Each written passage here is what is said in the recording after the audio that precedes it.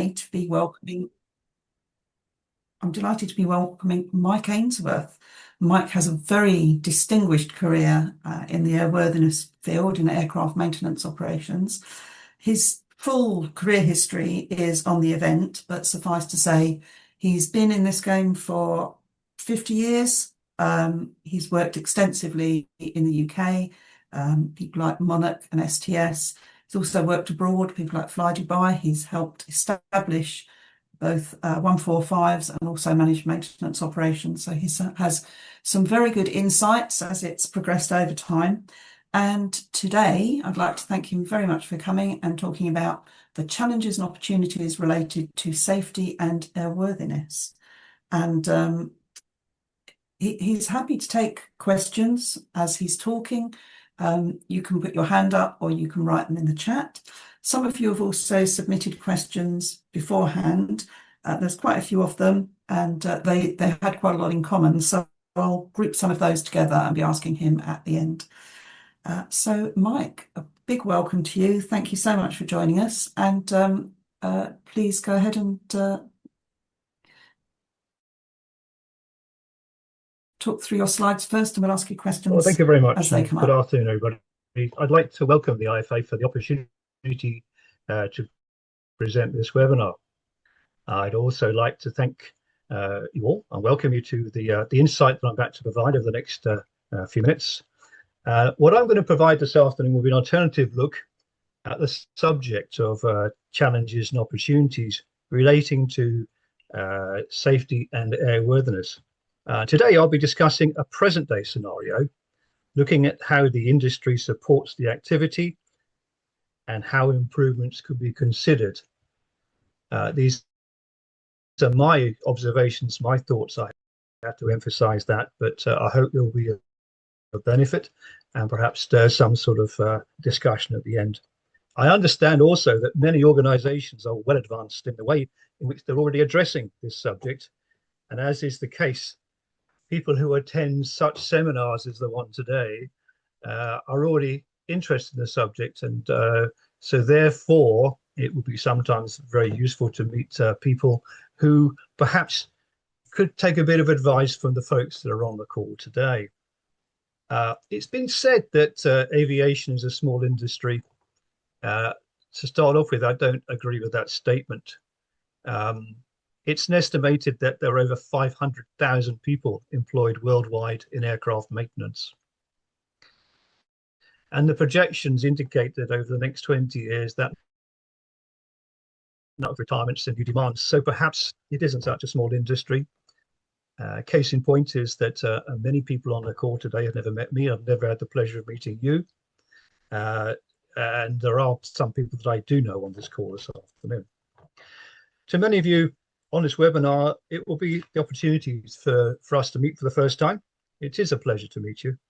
And it's also good to see some old acquaintances on the call this afternoon. For those who know me, I know that some of you are running a book on how long I'll be taking this afternoon to discuss this subject. Hopefully I shall be able to give a wide variety on the amount of times that I will be taking. What I should be discussing today is mainly UK centric, but I have been involved with aircraft maintenance, as been already mentioned, for the past 50 plus years. And in my experiences, I can relate to an AOC environment, a camo environment, and also parts 21, 66, 145, and 147 in many countries.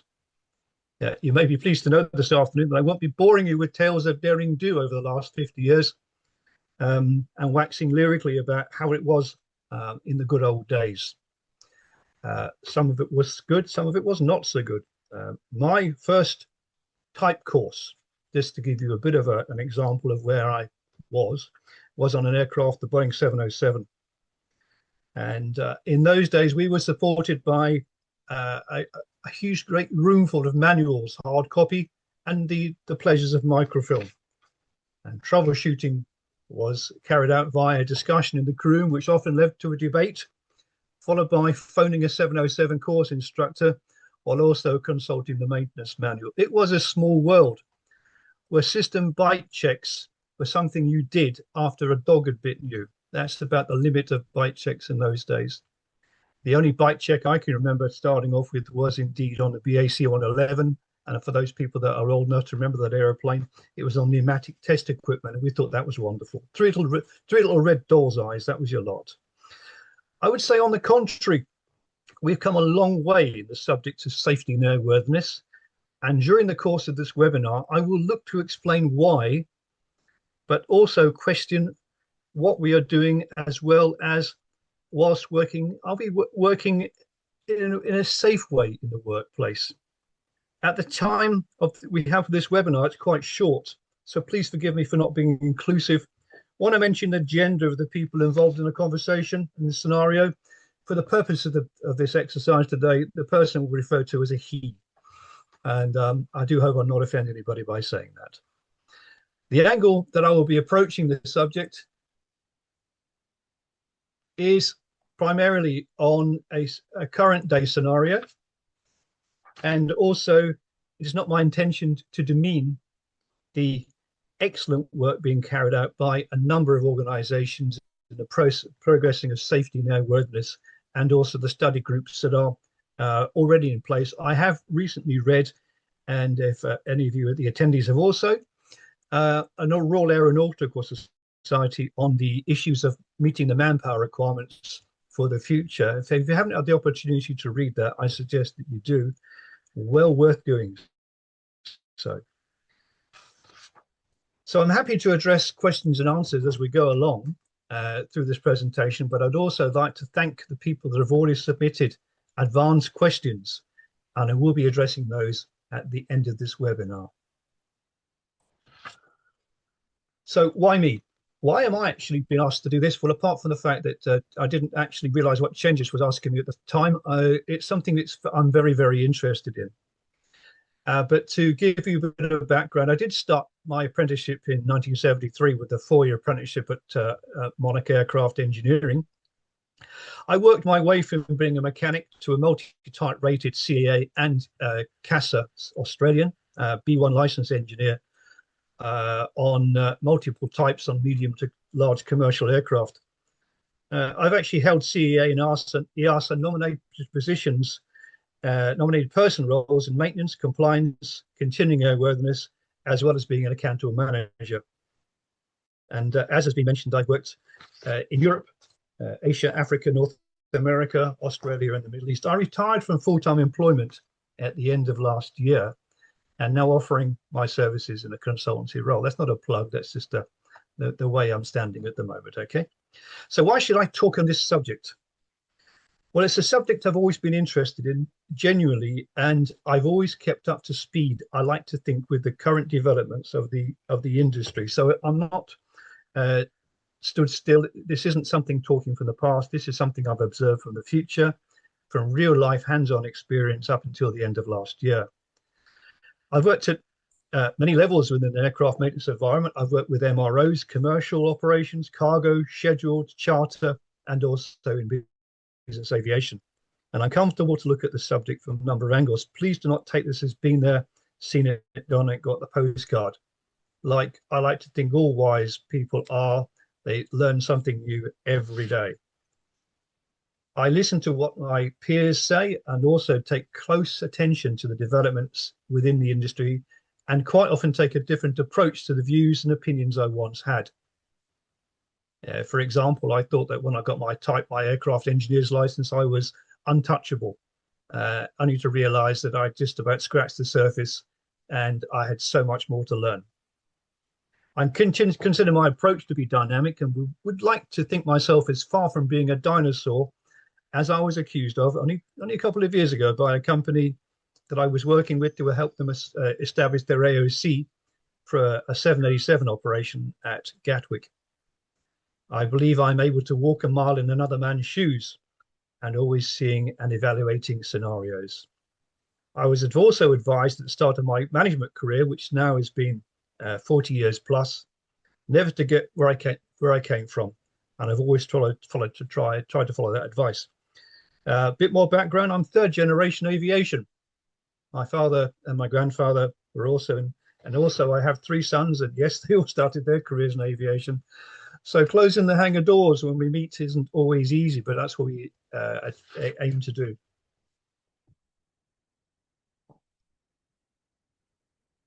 So the scenario, getting down to the nuts and bolts of it, as people that have worked on the shop floor, line maintenance, base maintenance, one of the worst signs you can get when you come on shift is the bolts are in the bag.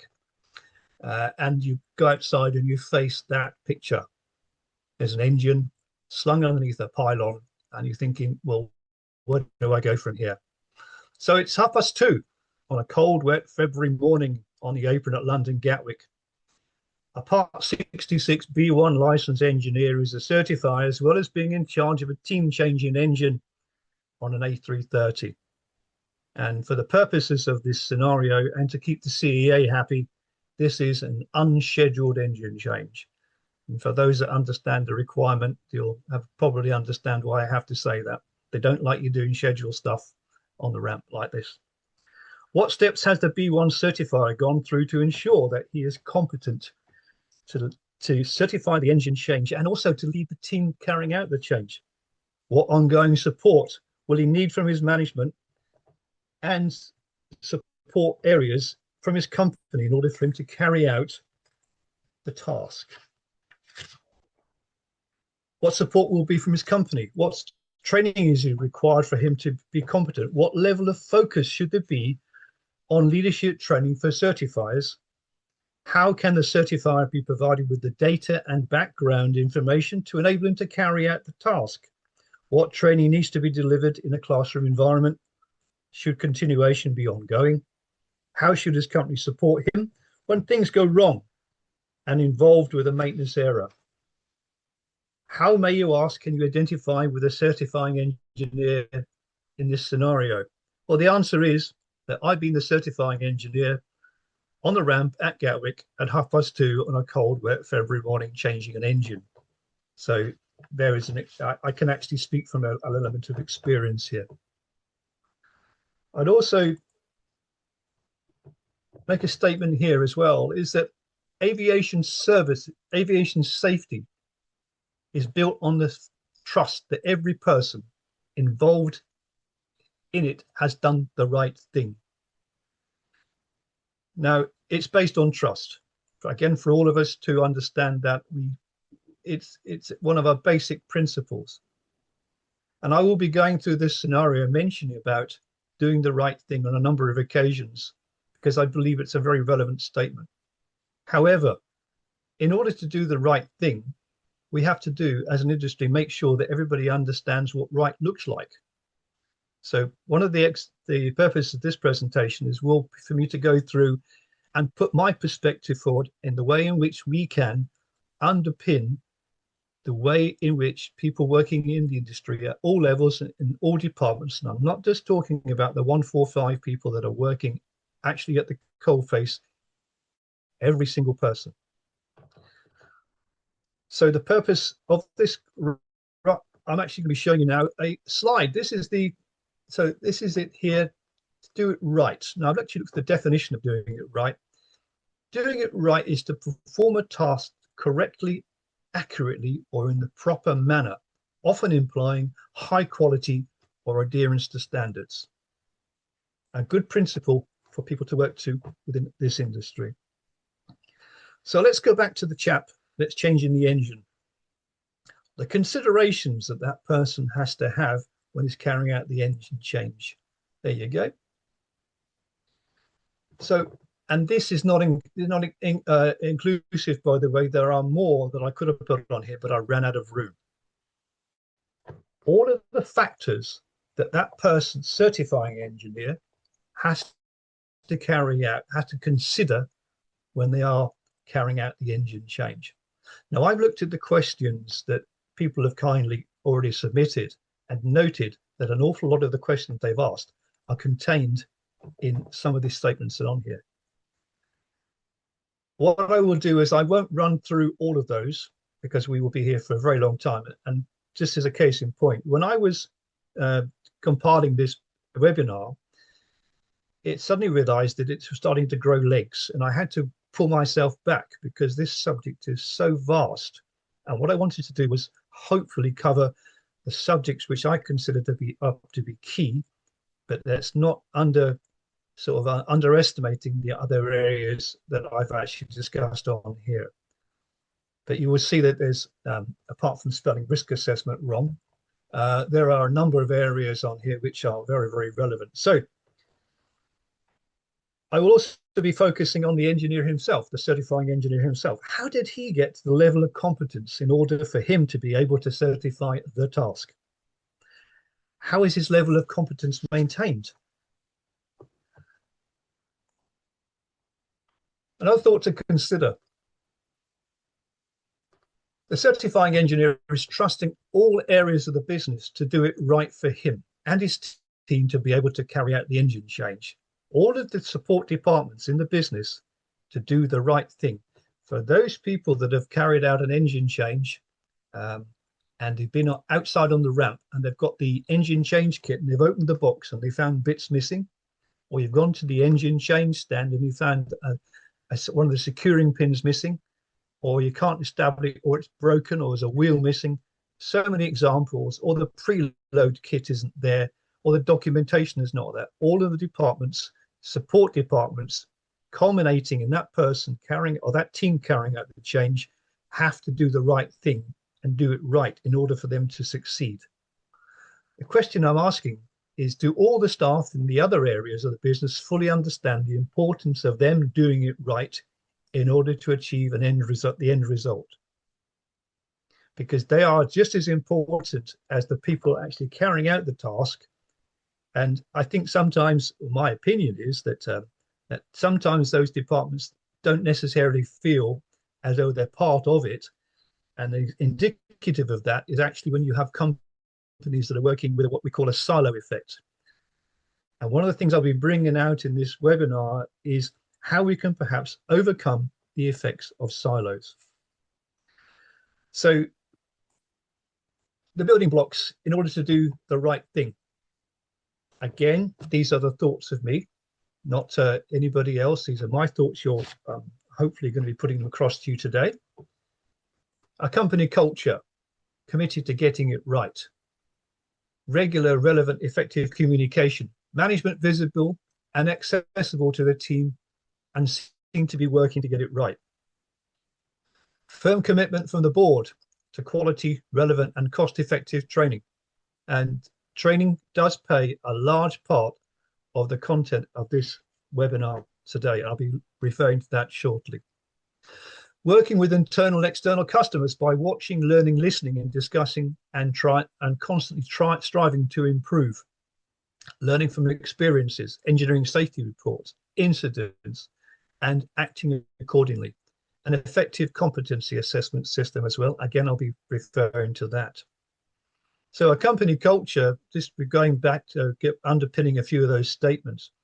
A company culture should welcome positive ideas. A company should avoid being cliquish and treat everyone the same, irrespective of how long they've been there. I was at Monarch for 37 years and I realized the damage that cliques can do. So I'm speaking from experience here. And one of the comments I made to new starts when I was head of maintenance at Monarch was quite clearly, you've just arrived, but you have as much right to speak and you have as much impact on the operation as a person that's been here for 40 years. Please do not feel as though you're excluded. That's not the case. And also, ineffective, inconsistent communication can be as bad as none at all. Notice boards that change and become unkempt eventually become ignored. We've all seen the paper dropping off notice boards in the hangar floor. If you're going to have them, make sure you use them, update them regularly, make them interesting. And also appointing a case in point as an auditor, one of the first things I look at when I go through a hangar door is I look at the notice boards. If I see they're up to date, it's being used and relevant information on there, I think there's something happening somewhere. And hopefully just haven't done it for my benefit because I'm auditing that day. Training is something I feel compassionate about, but it's something that does not always achieve the profile that it should in many organizations. It's so often seen that people do not turn up for courses, and courses are cancelled at short notice due to additional work arising often at short notice. Working with customers is a partnership. Companies that don't consider working with customers being a partnership will probably struggle to understand the why the business is not necessarily progressing. You've got to listen to what they're saying. Learning from experience. What did we do well? Share that success with the people that are working with you. What could we have done better? Learn from the experience and share that as well. Competency assessment systems need to have increased focus. They are fundamental in staff development and retention, as well as assisting with business growth and development.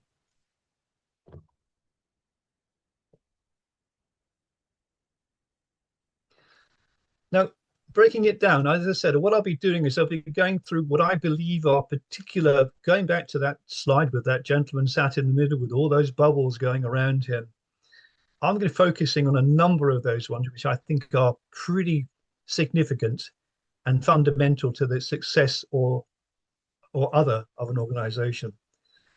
Introduction of the SMS system. As you know, it's coming very, very soon. As the UK CEA are introducing SMS as a requirement this year.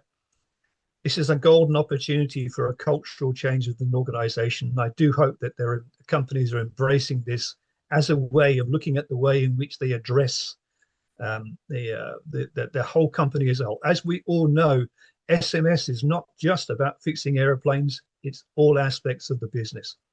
So it's a golden opportunity to look at the way in which your business is run, the way in which you communicate, and all of the above. To have an effective and functional company culture, I was very fortunate in the past to have been involved with a number of new starts, and introducing a company culture to a new start operation is relatively easy as long as you do it right. But likewise, I've also been involved with some transformations of legacy organizations where that has been more difficult to do so. So it is a different angle of which you approach the cultural change, but the cultural change and the company culture vital to a company's success for the future. To create a shared desire from everybody at all levels in the organization to see the company progress and succeed, and also to address negativity quickly and effectively. We all know how dangerous a small element or an element with an organization that does express negativity, how that can have a negative impact on the people that are actually hoping and wanting the company to succeed. People that know me and have worked with me in the past will have a bit of a wry grin on their face when they see this one: pride in the workplace. Appearance, housekeeping, respect, working atmosphere, supporting one another. These are key fundamentals to the way in which I work with organizations. I treat people with respect, and I expect mutual respect to be reflected across the organization. When I first started on line maintenance, which I worked for quite some time, one of the first things I noticed was that the people that were rushing around, they wanted to see who could wear I think they were white overalls, but they were mostly black. So I introduced them engineers wearing shirts, ties, epaulettes, and the above. And yes, they had overalls in the van, but they only put them on when they needed to work in that sort of environment. Whenever I explained to them, whenever I saw an engineer running around, or an engineer looking, shall we say, he'd been dragged to the back of a jet engine backwards, it was indeed the passengers who would look at that individual and say, goodness me, if that's the state of the individual, what's the state of the aeroplane? So these are all areas of the business where a company culture can be affected, can be improved, can be increased, but it's so important to the success of an operation. Communication is vital to an organization as well. We've all come across organizations where the managing director or the board sit in their offices and very rarely frequent the hangar floor or the office areas or other parts of the business. Indeed, I've actually been with organizations where people on the shop floor said, I wouldn't even know what my director looked like. I've never seen him. He's never been on the hangar floor.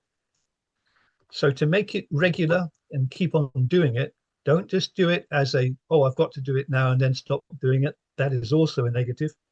Make it interesting and well presented. Make sure that your people want to talk to you. You make it sound as though you're interested.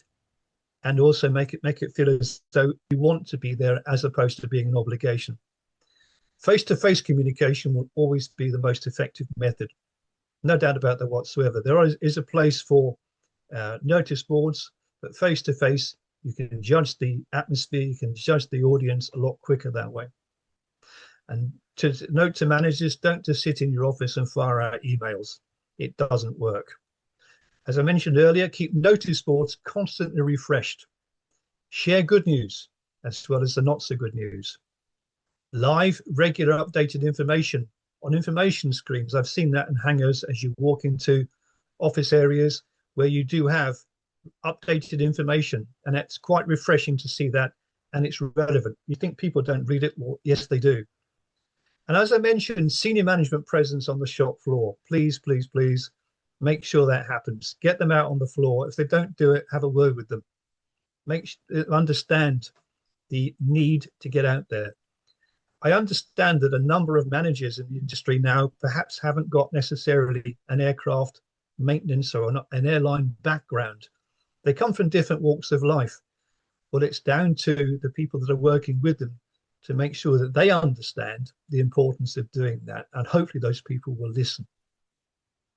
Listen to the message. You know what it's like when you actually talk with people and you say, yep, I've noticed that.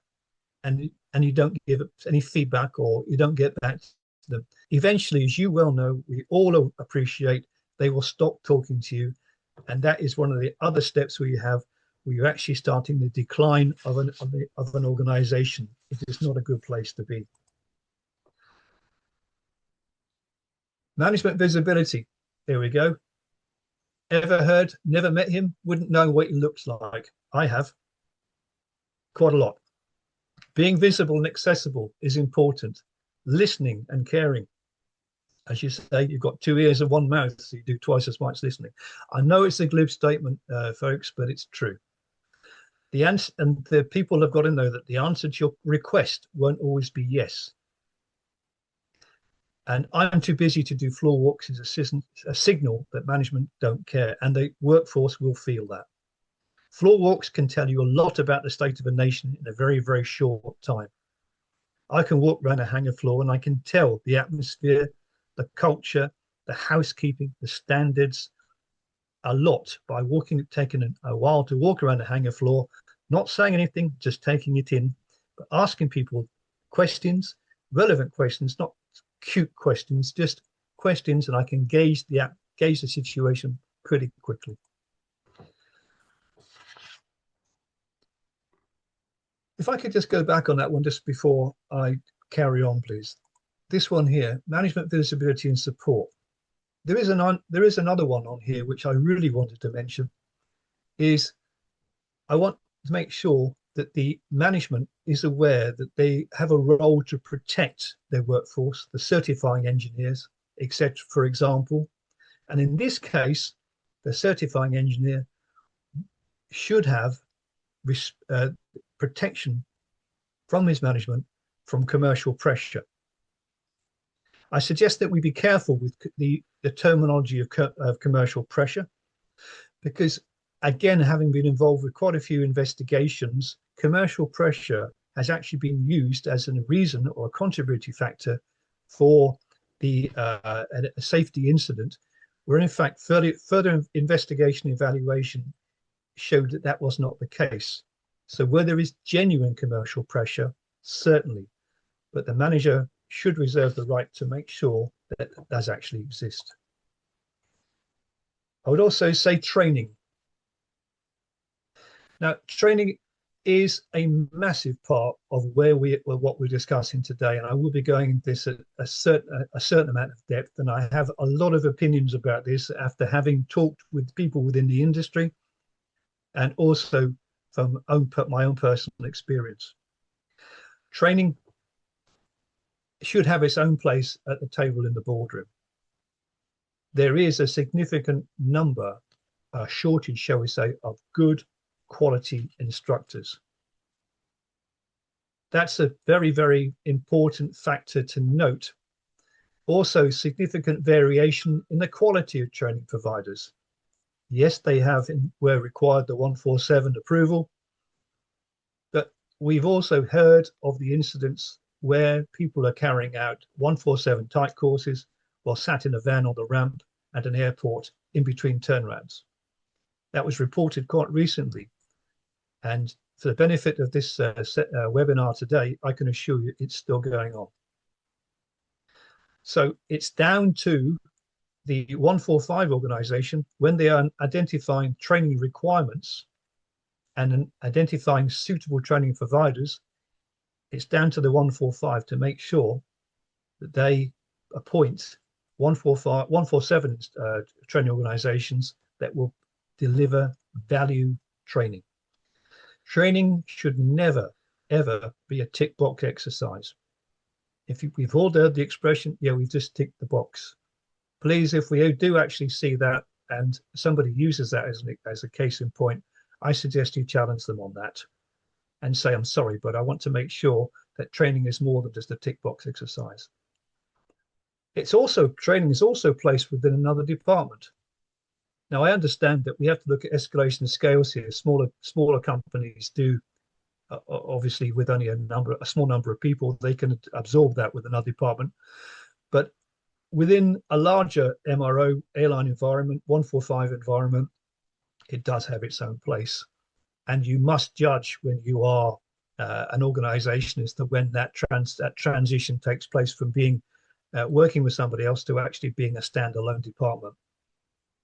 Training departments are often under-resourced, undervalued, and underfunded. They're often the first to be cut when finances are tight or commercial requirements arise. CBT has its place, but my suggestion is please choose wisely as to what you do CBT for and what you choose classroom-based training for. Classroom-based courses are to be used when student interaction or a course duration complexity or a consideration. Have any of you tried to sit in front of a computer screen for 6 weeks doing a 787 type course and at the end of it say you benefited from the exercise?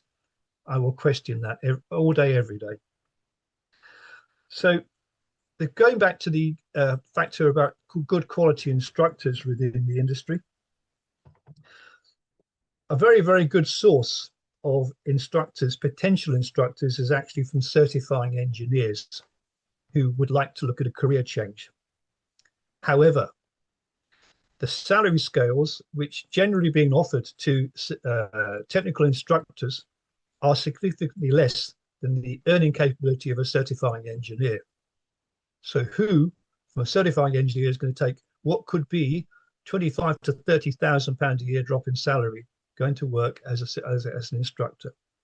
In the meantime, the average age of the technical instructors is increasing. We have an aging workforce in the 145 environment. That also exists in the instructor environment as well.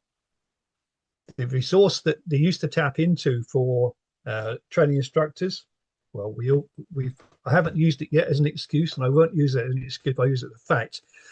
What they used to do is they used to tap into the armed forces and such like, and that well is well and truly drying up, and there is nothing going up behind it. And a lot of the instructors that are actually instructing at the moment and doing a very good job on the whole, I may add, that a lot of them are contractors. So there's no actual permanent headcount within organizations simply because the salary is not being paid for instructors to actually allow them to be paid to be working for a 147 organization, and they can earn more money by contracting.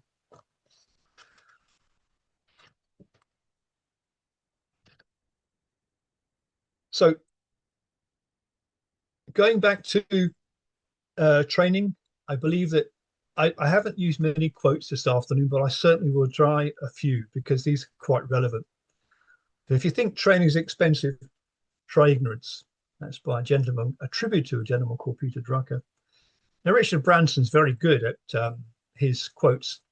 But this is another one as well. Train people well enough so they can leave. Treat them well enough so they don't.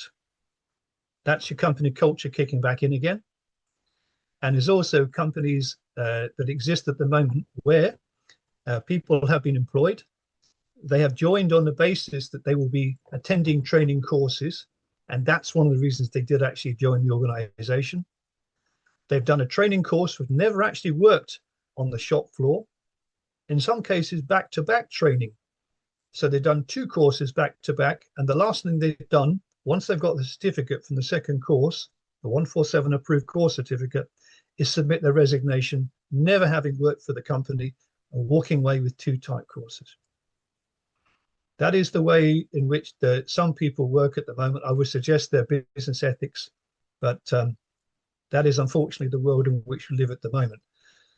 So the way in which the culture, the way in which people see the company is the way you will retain them. You're always going to get an element of attrition. We know that people always leave, but you have to make sure that you keep as many as you can for the future. Ongoing training is critical for maintaining a competitive edge, boosting employee retention, and ensuring safety compliance. So I'll go back to that one. We've got to look here. We've jumped across a bit further.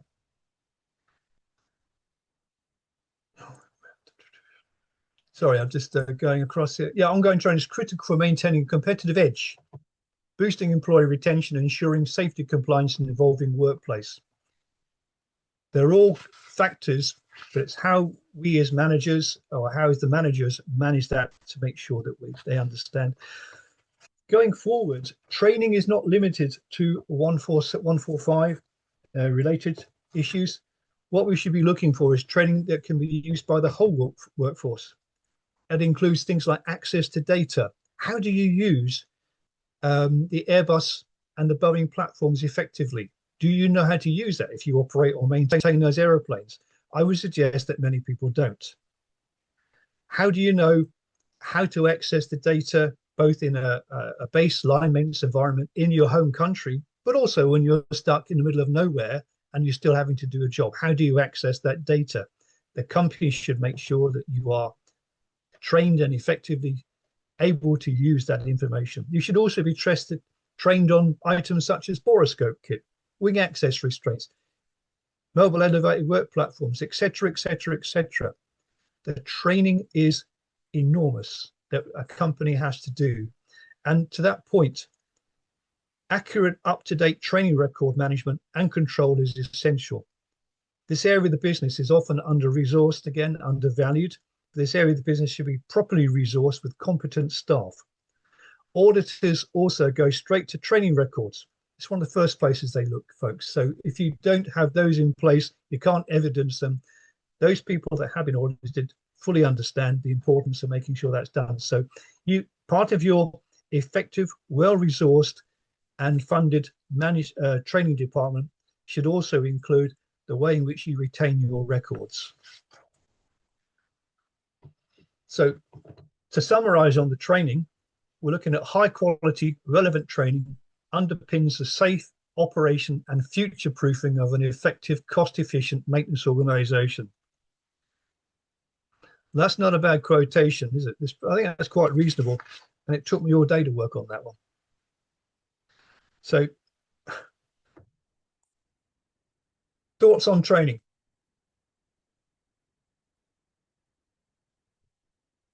Continuation training should be continuous and not just every 2 years. It should be ongoing and provide a staff member with information relevant to their role on a rolling basis. Whenever they need to know something, don't wait. Don't just put something on a notice board.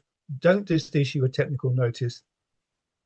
Find a way of making sure that the message has got across. And also, when you do that, find a way of measuring to make sure the message has been got across. Ask the question, then ask the question again. SMS and human factors training. Again, these are my thoughts, folks. Please understand that these are my thoughts. Should be classroom based. No question about that whatsoever.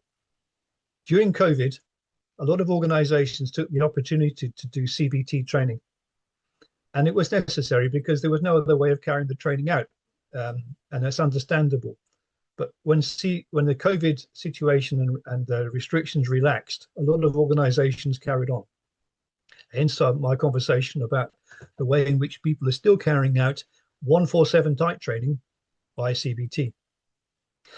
But in order to get the benefit from human factors training, it should be classroom based, because there's the interaction between the attendees. Now, this is where all areas of the business I was talking about walk a mile in that man's shoes, or the awareness that other people have of the importance that they play in the success of an operation, include all areas of the business, get them into the classroom environment, and make sure that the message is put across of how important their role is. But also, human factors training is not something you just buy off online and then someone sits down. And I do know that you can do human factors training with certain organizations in the morning, and sometimes less than that, via CBT, and get a certificate. You've learned nothing. So bespoke the organization, a lot of organizations now actually will come in and do an assessment of your situation and your organization, and then tailor the training to meet the best operational requirements for your organization. I did this at a company. I haven't mentioned many companies before, but at Flydubai, I did this very successfully with an organization. The only negative about human factors training on that particular example was what we used to do is we used to get a manager from the department, a senior manager, come and speak to the course. And every time a different manager went in and they would have a word with the attendees. I was following a person out of the training classroom one time, and he had the course notes under his arm. And as he went out the door, he walked past a waste paper bin, and the course notes went straight in the waste paper bin. So what effect did that human factors training have on that individual? So I actually sat down with him. I saw what you did. Could you just explain to me why you did it? And he explained to me that I didn't find it particularly relevant, and there were certain things that I didn't, I don't want to be told about this, because, we do know this, we've done a lot of this training. So although I was a bit disappointed with him, it stimulated me to realize that we have to make the training that we carry out dynamic. It's ever evolving and has to be maintained relevance for the organization. Now, the instructor should be SMS human factors to be trained. Make sure they understand the nature of the subject. Make sure that they can withstand the, should we say, the quite emotional conversations that can take place during human factors training. As I mentioned before, training is not a tick box exercise. Training should never be a tick box exercise to meet the requirement. It achieves little else. Indeed, the way I look at training has always been that you should train to a standard and then try and achieve an element more of that standard to make sure you get the full benefit. So work to a certain level and then move just slightly ahead of that and say, how can we make it even better? And as regards training and human factors training, hopefully you will all agree that if you ever go on a training course for human factors and you see a picture of an Aloha 737 with the top of the fuselage missing, you know you're on the wrong course, because a lot's happened in the industry still then, and if they're using it as an example, they haven't moved on. So I would also just, going back forward with the tick box exercise, identify a way in which relevant quality training can be measured as a metric to improving safety, efficiency, and reducing costs. So include training in your metrics. We think we've improved the training. Let's make sure we have. Let's look at our safety metrics. Have we reduced, should we say, repeat occurrences as a result of our training? Factor that in. Have a look, see if it has. If it hasn't, of course, make some more changes. So computer-based training, it does have a place within industry. It does have a place. There are elements within the industry where CBT can work.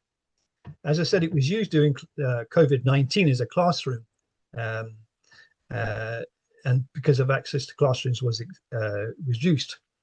But now I would suggest that the reversion back to normal training in a classroom environment is considered, whenever necessary, because it is there. I know it's more expensive. I realize that it actually takes people out of the workforce for longer. But the factor is that people have recognized that since they have actually introduced, and I've actually talked to people with the industry as well, since they've gone back into a classroom environment with some of their training, they have noticed an element of an improvement in their technical knowledge post-course, and also the people's attitude regarding training as well. So there is something which we should be looking at regarding CBT. It does have its place, as I say, but use it wisely. Aircraft type training, in my opinion, should be classroom-based. Practical training should be in-depth. It should be comprehensive and accompanied by instructor-authenticated training content documentation. And I know a lot of people on this call will say, well, it is. Well, if I can assure you that the actual practical training within some organizations is still, oh, you've attended, yeah, this is this, and they've done a minimum requirement, and the people have walked away from there thinking, I've wasted a training opportunity. And the people that have said that are vastly experienced aircraft engineers, not new people on the block. And these vastly experienced aircraft engineers have actually said to me, Mike, we wanted to know more, but the instructor wasn't in a position or didn't really feel as though he wanted to do that. So I would also suggest the 145 organizations, I've mentioned before, I will mention it again, make sure that the training organizations that you nominate, you appoint, and there are some fantastic ones around, make sure that you get the best value, quality, and benefit from your people that are attending throughout the course. How should we train? Leadership training, a very emotive subject in a 145 environment. And the top statement, good engineers don't necessarily make good supervisors or managers. Just because they're really, really good at skin repairs or changing engines or whatever, don't automatically promote them to be a manager, because sometimes you promote people out of their capabilities, but you don't do anything about it to, shall we say, improve their competence by providing the necessary support and training. Again, Mr. Branson said, give the person the job and then they'll find out how to do it afterwards. Well, I don't necessarily agree with that one. It doesn't necessarily work in the environment in which we work. So because of the fact that good engineers don't necessarily make good supervisors or managers, bespoke training relevant to the role is required.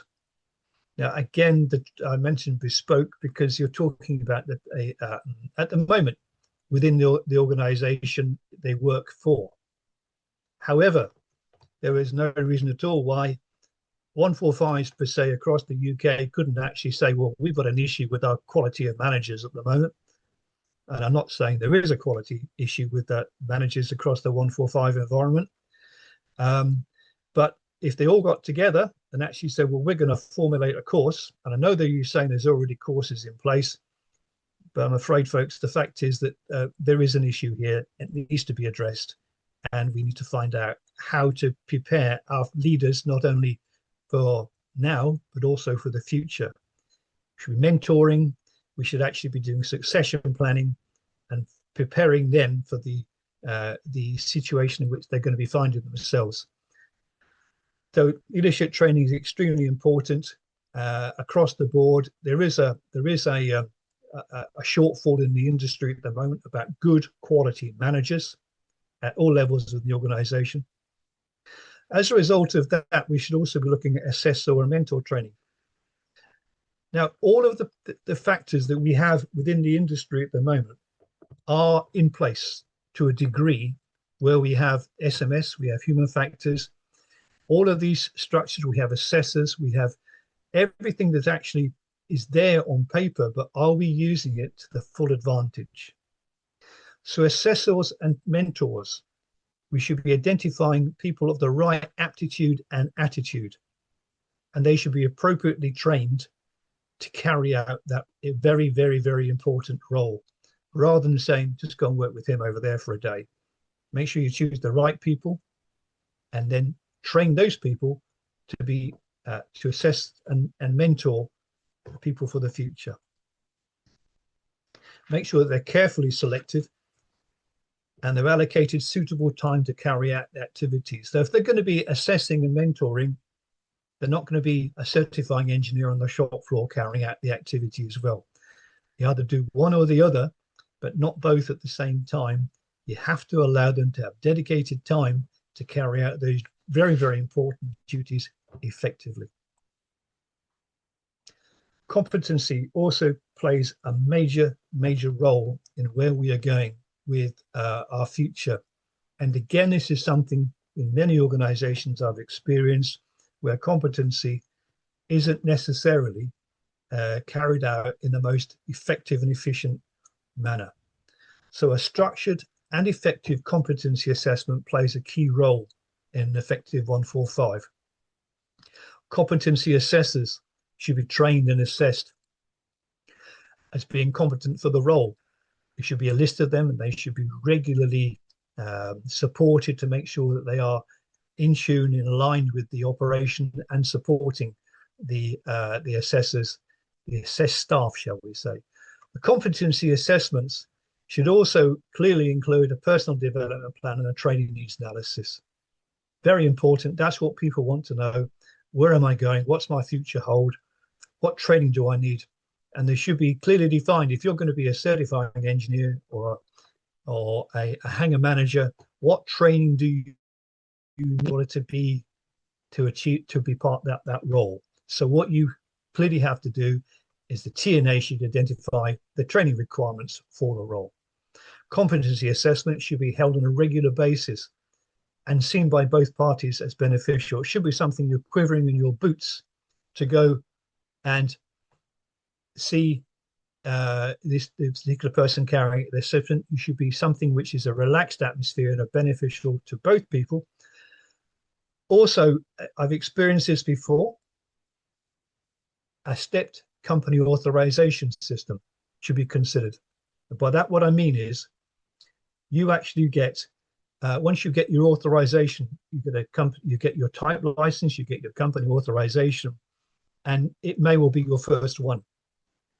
Your compliance department should be saying, okay, fine, you're new to role. What we're going to do is we're going to restrict the scope of your authorization. And as your competency and confidence increases, we will include additional responsibilities. And when you've carried out necessary training, you could also then be able to supervise people, because immediately you get a company authorization in many companies, you immediately become an inspector supervisor, and you have no supervisory or little supervisory skills to carry out that task. So the stepped company authorization, learn how to certify an aeroplane, learn what is required to do it, then increase the scope of authorization.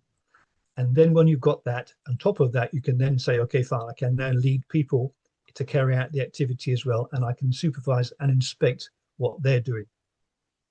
A user-friendly reading sign system is required. With some companies, this is something which unfortunately isn't controlled as well as it could be, should be more widely controlled. And with procedures and processes, and particularly with the use of the MOE, I know from experience that any time I used to use an MOE was when I thought I'd done something wrong, and I used to rush to the MOE to make sure that it was what procedure was actually in there to cover it. And then I go, okay, fine, I'm okay, or no, I'm about to be in trouble here.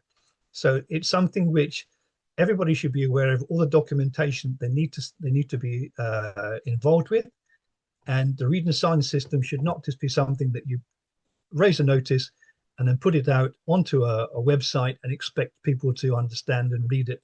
Because what you're doing is you're actually meeting the requirements, ticking the box, but what you're actually doing is you're actually not solving any problems here. The certifying engineer should have easy access to all the information he requires to carry out the task. He should understand what information he should be looking at, and also he should be trained to make sure he has a full and clear understanding of that. Now, I'll give you an example where the stepped company authorization system should be considered. I come from, again, I was saying about the bad old days and the good old days. Well, I can remember the expression, you've got the license, just get on with it. And I'm sure some people have heard that as well. You've got the license, just get on with it. Or um, in my case, it was an aircraft called the BAC 111 some years ago, and I had set my approval board. And those were some things and days of yore, which I'll be talking about in a minute. In the morning, and I drove back to Gatwick, where I was based, and I got my approval, my 111 airframe approval, very pleased with it. And I walked into the office, and the station engineer said, "Did you get your approval?" I said, "Yeah." He said, "Okay, fine, great stuff. Just in time, outside, 111 just returned with a pressurization failure, over to you." And I was going, right, this is going to be interesting. But okay, we worked through it, but you shouldn't put people in that situation. The competency assessment we now have in place should protect people from making sure that they are only involved with activities in which they're competent or feel confident to do. And in those days, you couldn't say anything. But nowadays, I believe that in an effective organization that does actually listen, and it's a mature organization, you shouldn't put that person in a position in the first place. And if you do, you make sure that they are supported. Company authorizations. Now, this is something which, again, is something that over the recent years has actually tended to go by the by a little bit. Now, again, I would suggest there are certain things that were done and probably are still done in some organizations. But my recommendation is to consider whenever you're issuing a company authorization, and by the way, it's not just for a 145 approval. This could be for a stores approval. This could be, well, structural repair. It could be anything whatsoever. There should be a board where before an authorization is given. And the approval board should consider of procedural and technical questions. So make sure the person has a full and clear understanding of the procedures and processes the company use. And also ask, I don't care if they've got a type license on the aeroplane, you get a type license guy that's in that on the airplane, that's a master of his subject, to sit down and just ask a few systems questions about the airplane to make sure that they feel they're comfortable that person does actually know what the airplane does. Company approval board should also be held to fall in line with continuation as due. So yes, continuation training every 2 years. Make sure that the individual sits in front of the board with a continuation training, and you make sure that the level of competence is maintained. Logbooks are to be maintained by the individual to provide evidence of recency on type, as well as frequency of borescopes and engine ground run activity. Companies are an aligned maintenance environment, shall we say, number of times to carry out borescopes, and they may operate multiple types. If they don't carry out a certain number of borescopes in a company that I was involved with, they had to go back on a training course again. If they didn't carry out enough engine ground runs on a particular type of aeroplane, and some companies use equivalent types, again, you're leaving yourself open there.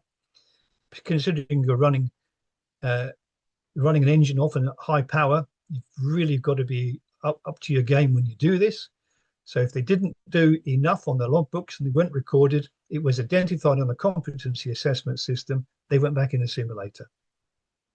These are all things to safeguard the company as well as the individual. So some companies actually issue authorizations on the basis of individuals providing necessary documentation, and no actual authorization takes place. Now, in the world where there's an increased number of contractors on the market coming in, vetting of historic data for contract staff particularly can be very problematical. So therefore, falsification of data, and that does take place, must be examined to make sure that you reduce the risk as much as you can to protect your 145 approval as a company, but also the people that are carrying out the vetting must know what they're looking at. So when they're looking at documentation, course certificates, previous approvals, work experience, they've got to know what they're looking at. And often, in many cases, this falls into the lap initially of a recruitment department where people don't necessarily know what they're looking at. So this is where the compliance teams from the various companies can play an essential role to make sure that they assist with the initial assessment of the suitability of an applicant. I'll give you an example of where I vetted applications for a company that I work for. I was working with the HR department, and we had hundreds of application forms. And this HR person said to me, he says, I've noted I've got 8 CVs here, Mike. Yeah, I said, oh, that's interesting. He said, the only difference on these 8 CVs is the person's name at the top of the CV. So please, please, please be careful. We do live in a world where these sort of things do happen. Fortunately, rarely, but they do. And it is up to us as managers, 145 organizations, etc., compliance departments, to make sure that we carry out the vetting very, very carefully. And it does take time to do it properly. If any doubt whatsoever that there is a reasonable doubt that there is an area that needs to be progressed more thoroughly, it's normally a good reason to do so. And please don't try and say, okay, fine, it looks okay. Get confirmation. Consider approval boards where a qualified person for the approval being asked for. You ask technical questions, as I've mentioned that before. Now, I've drawing to the end because we've actually been talking for an hour. And I would say the question is the aviation industry in a good shape regarding safety and airworthiness? I would say yes, it is.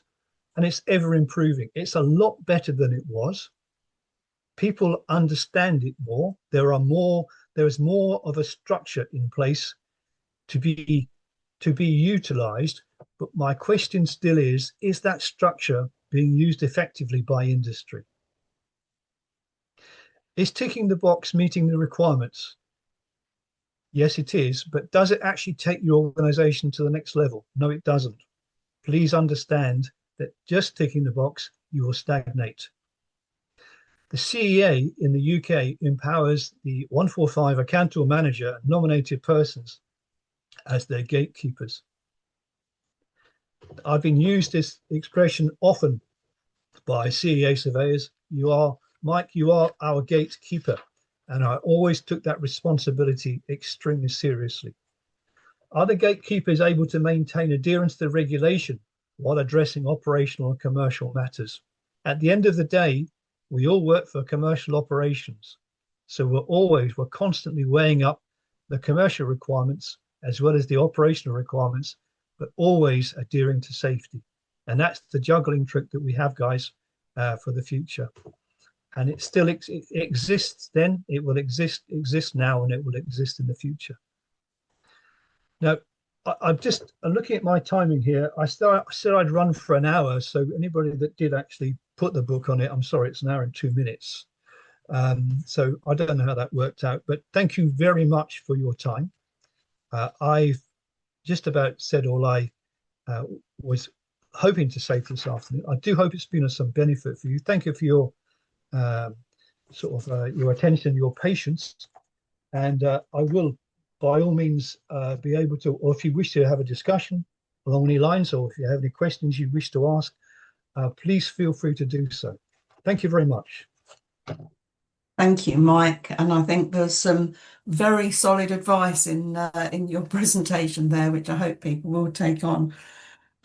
If we've got time for just a couple of questions, I did look through the ones that were submitted ahead of time, and perhaps the most common was asking about staffing levels and levels of expertise that you see in hangars at the moment, whether they are sufficient in number and expertise, and how that's likely to pan out for the future. The indications. What I've been thinking about this quite a bit actually. The situation, Hazel, is that the world we came from was a smaller number of people with a smaller number of aircraft. What we have now is we have a larger number of aircraft, significantly larger. We have an aging workforce, and the CEA have acknowledged the aging workforce. The RAES publication recently issued it was a demographics of the age ranges of the engineers. And the worrying trend is that the number of engineers that we have versus the number of engineers that we need, there's still an imbalance on the negative side. However, it's very reassuring to see so many companies that have addressed the apprenticeships, the trainees, um, and they are grabbing the bull by the horns here, certainly. And there's also a number of people within there's the STEM training from the again from the that's actually taking place to stimulate uh, the training, or people are taking on engineering for the future. It's all good stuff moving forward, but there is a significant shortage. Number of people that have realized this. I mentioned about the contractors. There's also not only the numbers, but there's also the quality. It would be. I went to a conference. I spoke at a conference in the Middle East some years ago about the engineer shortage, and I was told that there was no shortage. There were sufficient engineers, and that we wouldn't have a problem in the future. So I will say that yes, there is a shortage. It is being addressed. The long term is that I believe that it will be in a much better place, but the short term we still have more pain to go through. But thanks to the resilience of some organisations, some airlines in the UK, particularly, that they have actually grasped apprenticeship schemes and trainee schemes. In the past, there were a number of airlines that never even got a chance to have their headed notepaper printed before they went bust. So all they did was they just diluted the number of engineers that were available. They didn't actually contribute anything to the industry. They took people away, and they've made the numbers even shorter. It spread the butter thinner, if you, for want of a better word. And as a result of that, it created a problem in itself. We all know about the armed forces situation regarding numbers of people, but that situation didn't happen overnight. It's been coming for a while, and I believe that there are a number of people, number of organisations that are saying, yes, we've got it, and we're assessing it. But it's not only the quantity, Hazel, it's also the quality. And also, it's not only the quality, it's not only the aptitude, it's also the attitude. When I look at individuals, I want to see a person who's well-rounded. So what I would say to a lot of training organizations is it's important to teach people the technical skills and the ability to do the job, but also make them personable when they do that job as well. Make sure that they are team players, make sure they understand each other's problems, make sure they listen. So it's a very, very emotive subject, but there's a lot going on. Thank you. I should open the floor. Are there any burning questions from people who are with us at the moment?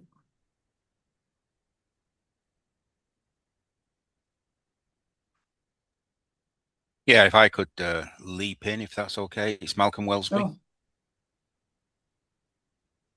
Go ahead. Yeah, so hi everybody. My name's Malcolm Wellesby. I'm very similar background to Mike. I'm just better looking. I've worn better than he has. I mean, you touched there, Mike, on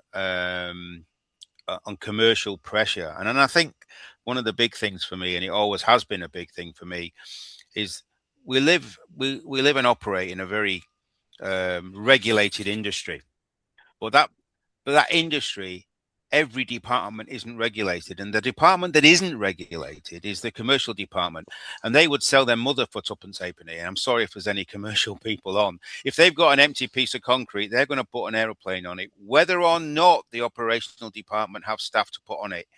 If there's a bit of space in a hangar, they'll put an aeroplane on it. That's what starts the commercial pressure in a lot of times, in a lot of cases. That's kind of the root cause of the commercial pressure on the B1, with all the bubbles around him that you put there. And I think that at some point, somewhere along the line, the CAA have got to take a look at the commercial department and how that works, because they're very keen on not having a business commercially focused, but it's always going to be commercially focused. So if we accept that it's always going to be commercially focused, we have to manage how that commerciality, for want of a better word, is managed. Thoughts on that, Mike? I fully agree with you. Apart from the fact that you're better looking than me, I would, I would say, Malcolm, that it's that a lot of that, the commercial side of it, it is that it comes from director level is to make sure they regulate that. Yes, as I said, we are a commercial business. We are a commercial operation. That's what we do. We're here to make money, but we're here to make money safely, and that's why I was talking about the balance side of it. I was also looking at where they cancel training at short notice because they get an aircraft that wishes to come through the hangar door, That's it. Yeah, for example. that's it. There is an element here. There is an element here where what we have to do is we have to ask ourselves the question: yes, we do need the money, but we do need the training. We do need the people qualified. We do need them competent. So that's the balance that a very, very skilled senior leadership team will have. They will assess the situation, realize, yes, we do need to generate the revenue, but also we do need to future-proof that organization. And that's what training is doing. So what you're looking at is you either look for the short term, which is the aircraft coming through the door, or you're looking at future-proofing the organization. And I believe there's a balance between the two.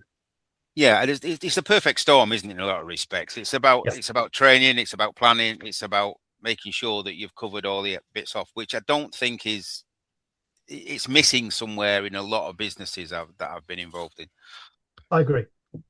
Thank you. Cheers. Anyone else with a burning question?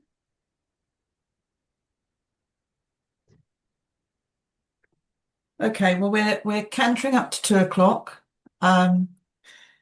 We've probably been on longer than Mike expected, I think. But thank you very much for keeping our attention and keeping us informed.